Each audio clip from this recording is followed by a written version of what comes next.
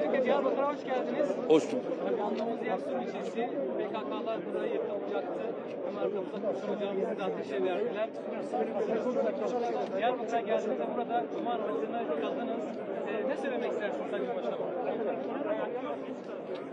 Değerli basın mensubu arkadaşlarım, öncelikle bugün bir yerde Gazi Mescidimizde, Gazi Camimizde Cuma namazını kılmanın bahtiyarlığı içerisindeyiz. Biliyorsunuz bu PKK terör örgütü bu mescidimizi, bu camimizi kurşunlamış ve burayı bir harabe haline getirmişti.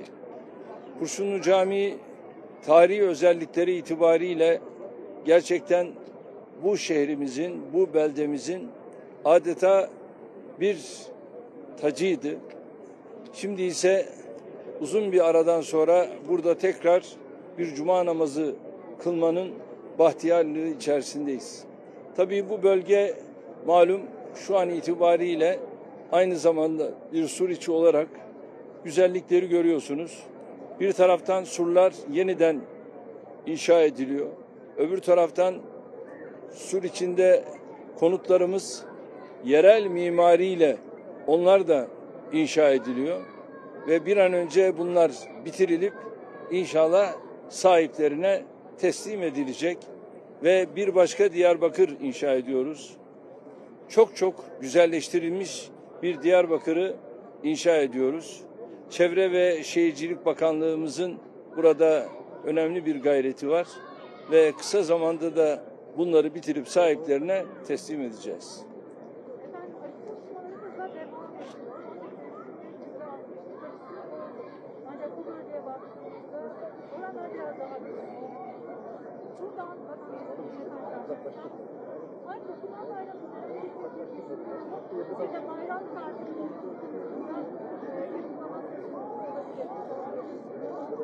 Şimdi değerli arkadaşlar, her şeyden önce şu anda 58 milyonu aşmış vaziyetteyiz aşılamada.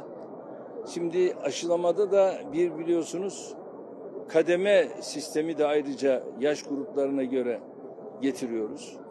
BioNTech'ten en son gelen bir miktar aşı var. Aynı şekilde Sinovac'tan yine bir miktar aşı geliyor.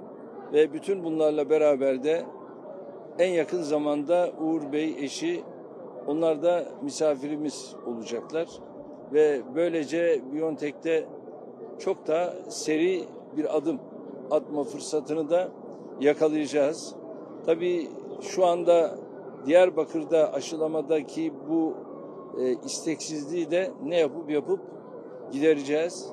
Ve vatandaşlarımızı inşallah aşı olma noktasında aynen Batı illerinde nasıl oluyorsa ben Diyarbakır'da da aşının süratle aşılanmanın olacağına inanıyorum.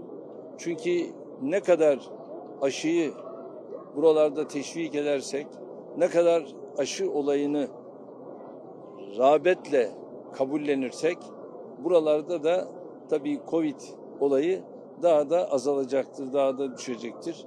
Şu an itibariyle çünkü oranda Diyarbakır'da biraz sıkıntımız var. Ama ben bunu aşacağımıza inanıyorum. Çünkü Orta Anadolu, Batı buralarda biliyorsunuz oran gayet olumlu istikamette gelişiyor. Dolayısıyla Diyarbakır'ımızda da bu oranı süratle aşağı çekeceğiz. Şu anda onunla ilgili arkadaşlarımız çalışmalarını sürdürüyorlar. En uygun şekilde çünkü yani tatil süreci sanki böyle 10 ile 9 gibi bu arada dolaşıyor. Ama bunu en azından millete seslenişte halkıma duyuracağım.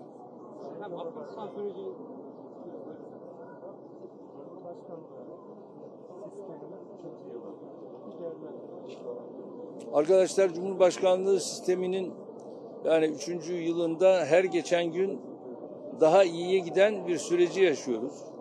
Zira attığımız adımlarda, aldığımız kararlarda Cumhurbaşkanlığı süreci bizim hızımızı artırıyor.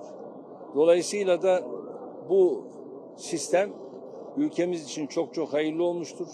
Çok çok faydalı olmuştur. Zira karar mekanizmaları çok daha seri çalışıyor. Çok daha rahat adım atıyor. Kararlarını bu şekilde alabiliyor.